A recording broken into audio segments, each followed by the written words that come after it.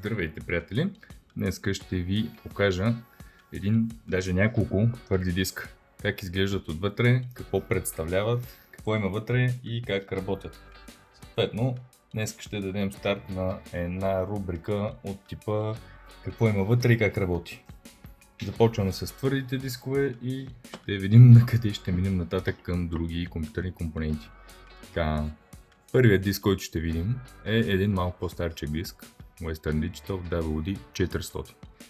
Той е доста стар, съответно малък капацитет, 40 ГБ.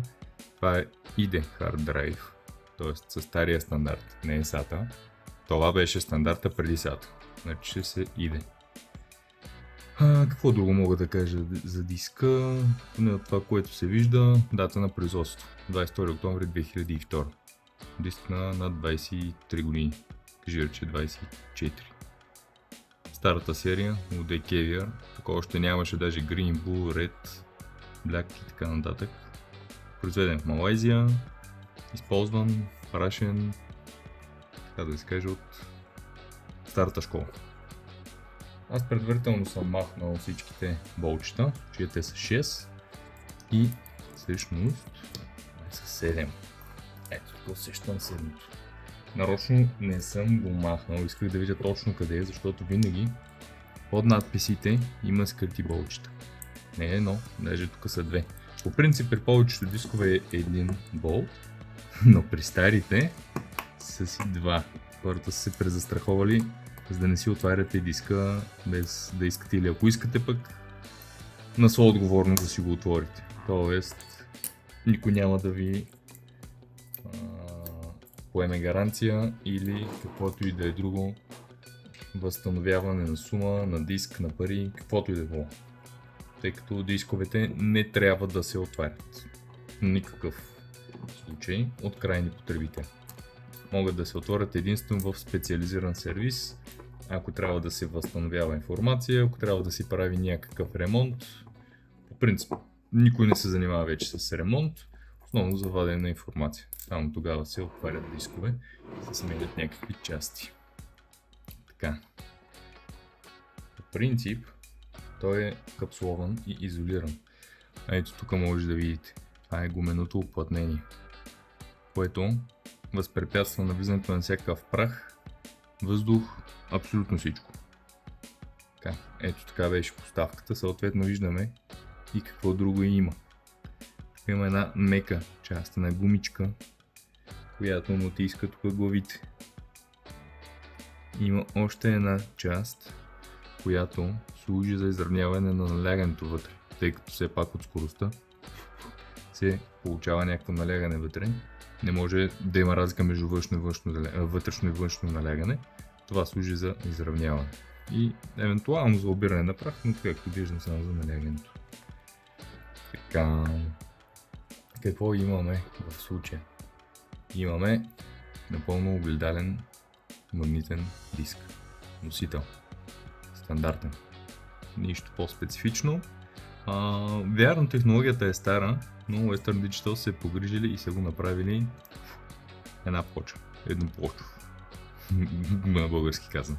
Наистина е само една плоча. Тук явно още или заради капацитета не са заложили на две плочи и повече четящо записващи глави. Така че това е най-удобният вариант да ви покажа как работи един диск. Тук отстрани целият прашен, но както се вижда вътре прах не е влязъл. Вече влезе, съответно диска сега ако го пуснем е много вероятно или да не работи, или да направи проблеми. Тоест да не може да се чете, да не може да се записва по него.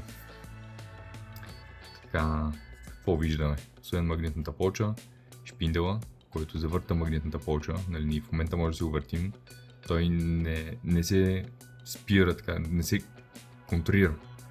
Може да се върти свободно. Съответно, като завъртам диска, се вижда как се върти. Това е ръката и съответно магнитната глава, която чете и записва по диска. Това рамо, тази ръка, това рамо движи магнитната глава напред-назад, за да може да се записва по цялата ширина на диска. Тук има електроника. Това е частта, която придържа рамото. Тук има една спирачка. Защото рамото, в принцип аз сега ще го придвижа, но то, когато е в спряло състояние, не може да се движи, защото когато се завърти диска, се създава една въздушна струя, която леко повдига самата глава. Само да видим дали ще успея да фокусирам да видите главата. Толкова близко няма да стане. Горе-долу от такова разстояние. Вижте. Почти. Не. Няма да стане. Няма макрофункция. И ще де, главата се вижда точно колко е голяма. Тя е съвсем миниатюрна. Трябва да се сравни с нокът на малък пръст. Това е. Буквално тя е тази малка част, която посочвам с ноката си. Така, когато се завърти шпиндела и съответно... Чухте ли това? Ето това не трябва да се чува. Само да обясня как работи. Когато се завърти шпиндела, диска, създава се една въздушна струя, когато се върти самия диск. Тази въздушна струя съвсем леко повдига магнитната глава. Ама наистина съвсем лекичко. Сигурно няма и милиметър. И съответно тя почва да се носи точно над магнитната плоча. И когато се носи, рамото е придвижва напред-назад, напред-назад, напред-назад. И така, ето. Ето така, тя записва, като се движи постоянно. Направи много обороти и много движения. Самата магнитна плоча обикновено при новите дискове се движи с 7200 оборота, при по-енергоефективната е с 5400, а за този стария диск не пише тук на самия панел, не пише с колко оборота. Най-лошия случай е с 5200 или 5400 оборота. Така, а това, което чухме, което тук по-не се чува, но когато прилижим това скърцане, което чуваме, ето това означава, че главата в момента стърже по магнитната плоча. Когато го прави, това е признак, че нещо не работи както трябва. Това може да се чуе дори с сложен капак. Ако имате дефектирал диск, вие ще го чуете. Ако го чуете и ако се стържи по магнитната плоча, имате проблем. Това означава, че магнитната плоча ще започне да губи информация. Виждате ли как се движи главата? Това е малко като плоча на магнитофон. Защото главата все пак си следва движението на магнитните плочи. Когато чуете това стържене, ще имате проблем, ще започнете да губите информация. Това означава, че главата почва да стържи по магнитната плоча и дискът си заминава. Имаме едно филтърче, което да обира прахта, която ще излиза, когато се движи магнитната плоча. Съответно, естествено, магнитната глава. Това прах отива настрани, само че в случая, колкото знам, миналото е и тук. Тоест, магнитните плочи се движат обратно на часовниковата стрелка и целият прах се събира тук. Прахта е доста важно да не попада по плочата, по магнитната глава отдолу, защото тя ще пречи на записа на информация, ще пречи и на нормалната работа на самия диск. Това е съвсем базово какво представлява един хард диск. Сега ще отворим един по-съвременен диск, Western Digital Green. 1 терабайт, 64 МБ кеш, мисля, че е на 5200 или 5400 оборота. Тук не е описано, продуктовия номер веднага може да се разбере. SATA интерфейс, по-съвременен, по-стандартен, отдолу е малко по-изчистен спрямо стария, съответно по-компактен.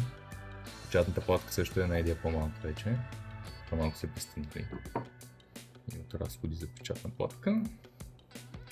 И сега съм махнал всички болтове без тайния болт, за да може да ви покажа той къде се намира. Той е под тази част лепенката. От другата част няма. За разлика от стария диск, тук имаме само един, така да го кажа, секретен болт. Аз му викам таен. Не е точно секретен, защото резбата и крайни, които използвам за него са същите. Не като при гумите на колата. Така. Сега тук е малко по-трудно да махна капак. Това е напълно логично, защото той може да е капсулван една идея по-добре от стария диск. Това си е точно така. Това е направо си е залепен. Много трудно се маха. Което е по-добре. По-добре е да е залепен.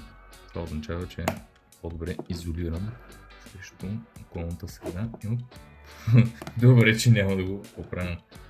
Срещу околната среда и външни въздействия. Пих. Почти.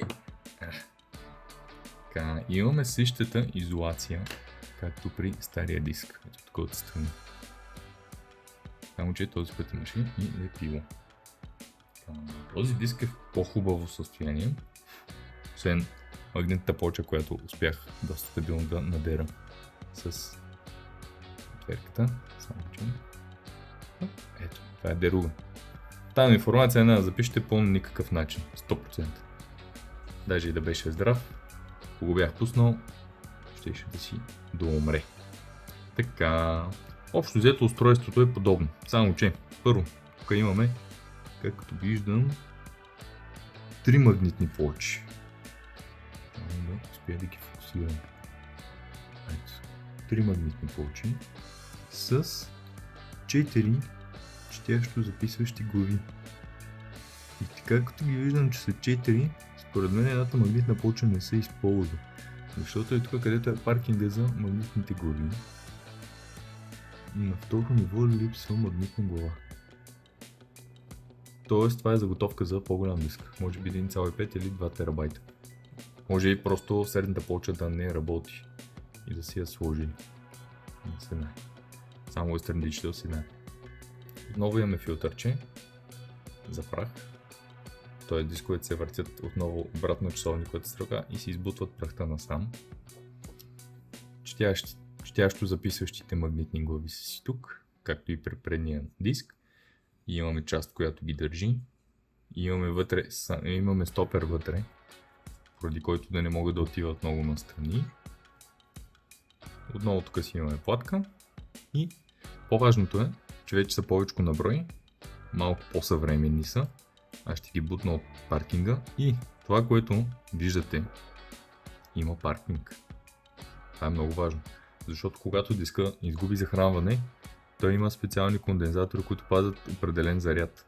Когато диска усети, че няма външно захранване през захранващия порт, тези кондензатори доставят необходимата енергия, колкото и малко да е тя, за да може главите да се паркират. Тоест главите, тук да не надръскам, идват ето така. И когато са така, каквото и да правим, те не могат да надръскат магнитната плоча, защото те са паркирани. Стария диск не беше така. Тоест там шансът да се надраска плочата е много по-голям, когато се мести диска някъде. Там главата беше паркирана най-вътре. Тоест може би тук има част от плочата, която не позволява запис при стария диск. При новия не е така. При новия се ползва цялата плоча. Съответно главата, когато излезе от паркинга, тя почва да пише. И пише чак до тук. Нали, по-навътре не мога да я натисна. Има си стоперче. И отново тя си пише напред-назад. Диска се завърта. Тук не чуваме драскане. Но аз все пак знам, че диска е дефектен. Пробвал съм го. Така че мога да си правя. Ето го драскането. Да, защото диска и самите плочи не се въртят достатъчно бързо, за да повдигнат магнитната глава. Паркирам си отново и отиваме към следващите дискове, които ще отворим, за да ги прегледаме. Така, продължаваме с един по-малък диск, който е бил в кутия. Това е било външен диск. Веднага може да се разпознае по платката, която вместо SATA порт има микро USB. Директно преходника е на самата платка. Повечето са с SATA интерфейс на платката и после преходник към някакъв тип USB. В случая този е направо с USB запоен на самата платка. Така, диска отдавна не работи, така че няма никакъв проблем да си го отворя за нашите учебни цели. И това е залепен. Това е добре. Показва внимание към детайлите и малко по-качествена изработка. Мисля, че ето така ще бъде. Добре. Малкото дискче.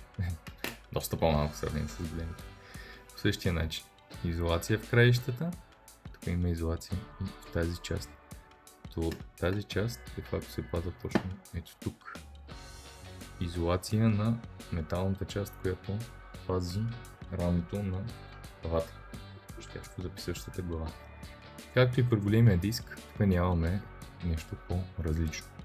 Филтърче за пръхта, плочите се въртят, само че тези не искат да се... Разбрах защо не искат да се завъртят. Тук проблема е с главите. Ето. Тук главите са доста дефектирани. Може би рамото вече не ги държи, може да се е изметнало, може някъде да се е ударило. Съответно и ето как играят. В принцип те не трябва да играят. Чувате? Никога не трябва да играят толкова. Така, този диск е с 3 плочи. По спомени той беше 750 гигабайта, значи по 250 гигабайта на плоч. Тук вече си ги има всичките 3 двойки четящи глави, четящо записващи глави. Отново металната част, която държи рамото, го спира. Си има още едно стоперче, което се прибира и се отключва, за да може, ето, като се заключи ето така, той идва малко по-навътре, идва насам, за да може да заключи четящите глави. Само че в случая то не работи много добре. Може би затова са се изметнали и рамената. Съответно, главите по същия начин идват навътре, само че тези се движат много трудно. Много надират плочите. Добре, че диска не работи. Не може просто да видим още един случай на дефектирал диск с изметнати рамена. Добре, глобявам го и този и минаваме на последния малък диск. Този диск вече е Toshiba лаптопски, 2,5 инча. Така, на 2,5 инча, юли 2016 е произведен. Това е най-новият диск, който е дефектиран при мен. Може беше 500 гигабайта на 7200. Тук всичко е описано вече като информация. Пише къде е направен. Това е дупката в случая за... Не, къде ще го... Ето това е дупката за дишан. Те така го наричат. В случая изравняване на налягането. Тук също има дупка. Тук също има дупка под лепенките. Тук няма болчета. Той няма секретен таен болт, скрит болт. Тук всичко е показано. SATA интерфейс, стандартен, доста по-голяма платка от останалите, но за малък диск е напълно нормално. Един болт, който държи рамото с главите. И сега ще ви покажем отвътре какво представлява. Махнем корпуса. Отново нищо по-различно от другите дискове. Имаме същата изолация отстрани. При всички дискове има изолация. Няма как да няма. Иначе ще влезе прах и до там са дисковете. Имаме си мека част, която, ако го сложим, ако го сложим така, съвпада точно и тук, където е платката за главата. И самия диск, който по принцип работеше, но не знам какво му стана и вече не работи. Този диск се върти обратно на другите. Той се върти по часовниковата стрелка. Как може да се разбере? Прахта идва насам. Ето го филтърчето за прах. Толкова се бяга. Така, главата, в случая те са две, една двойка, защото има и една плоча. Тук използват 500 гигабайтова плоча от Toshiba. Частта, която придържа рамото. Съответно, това е стоперчето в случая. Чуете това тракане. Нещо такова. Значи главата не може да излезе. Не може да започне да пише по диска или да чете по диска. Там ремонта е почти сигурно невъзможен. Най-често трябва да се сменя глава или електроника. Тази електроника много трудно се сменя. Трябва да се махне и платката. Отдолу ще видите, че тя не се маха. Тя де-факто от платката до тук има цяла лента. Тук има цяло... Не е точно чип, но печатна платка. И това цялото трябва да се смени. Рамото, главата и тази платка заедно с лентата, която влиза отдолу и се свърза за печатната платка тук отдолу. Единствено този стопер може да остане, но и той трябва да се премахне, да се смени рамото, главата. От тук трябва да се изкара почти невъзможно. Така. Този диск малко повече ще го пазя, защото тук си правя експерименти да го стартирам. Надявам се са по-успешни. Съответно сега вече след като съм го отварял, след като е влязал прах, ще е много на късмет изобщо да тръгне, но ще видим какво ще се случи. И това бяха 4 вида твърди дискове. Да кажем не вида, 4 поколения твърди дискове. 2 големи, 2 малки. Горе-долу така работят. На 99% твърдите дискове така работят. Не влизаме в подробности, начина на запис, перпендикулярен подъгъл, как то ще записва. Само наблегнах на основната идея, основния фактор, как работи един твърд диск. В случая 4 различни вида, всеки има по нещичко в повече, в по-малко, като първия диск. Така е и еволюцията на самите дискове. Сега ако отворя съвсем стар диск на 30-40 години, ще имам само плоча и една глава. Толкова. Най-вероятно няма да има нищо друго. Филтър евентуално може да има, не е сигурно. Но това е развитието на твърдите дискове. Този път клип ще е малко по-кратичко, дано да ви е интересно.